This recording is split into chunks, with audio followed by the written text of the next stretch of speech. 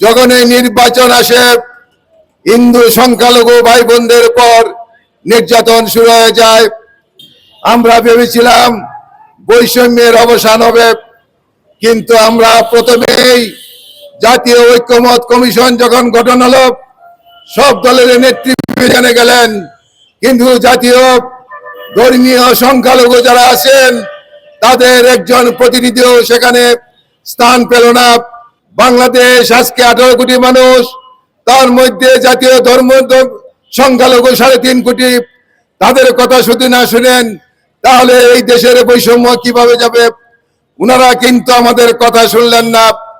পরবর্তী পর্যায়ে মব সৃষ্টি করে আমার স্কুলের হেডমাস্টার, আমার কলেজের প্রিন্সিপাল, আমার সম্প্রদায়ের ইউনিভার্সিটি প্রফেসরদেরকে আস্তে আস্তে কর্মচ্যুত করা হলো।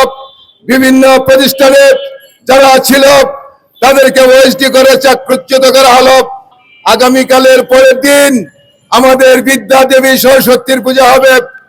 আমরা শুনতে পেয়েছি ঢাকা সব বিভিন্ন কিছু ইউনিভার্সিটি এবং কলেজে যাদের পূজা না হয় তার জন্য উদ্যোগ নিয়েছেন কর্তৃপক্ষ। আমরা বলতে চাই পূজা করতে এবং পূজা করার সুযোগ করে দিবেন। আমরা আহ্বান জানাই এই বাংলাদেশের সব ধর্মের মানুষ তার ধর্ম পালন করবে। আমরা বিশ্বাস করি দীপু দাসের হত্যাকাণ্ড এটা কোনো ধর্ম অবমাননা সে করে নাই। আমরা ধন্যবাদ জানাই র্যাব এবং পুলিশকে, প্রকৃত সত্য ঘটনা জাতির সামনে উপস্থাপন করেছেন। সে প্রমোশন পেয়েছিল বিদায়ী তার যে প্রতিপক্ষ তারা তাকে মব সৃষ্টির মাধ্যমে বিশ্বের জঘন্যতম ভাবে তাকে পুড়িয়ে মারা হয়েছে। আমরা চাই আসুক বিচার দাবি করি এবং ট্রায়ালের মাধ্যমে যারা জড়িত তাদেরকে শাস্তির আওতায় এনে বাংলাদেশ বৈষম্যহীন রাষ্ট্র প্রতিষ্ঠা করবেন। জঘন্যতম নৃশংস হত্যার কথা বলতে বারবার আর ভালো লাগছে না।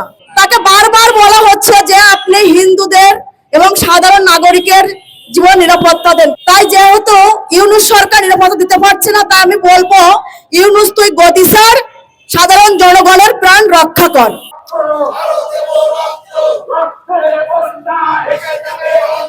এই কথায় কথায় বাংলা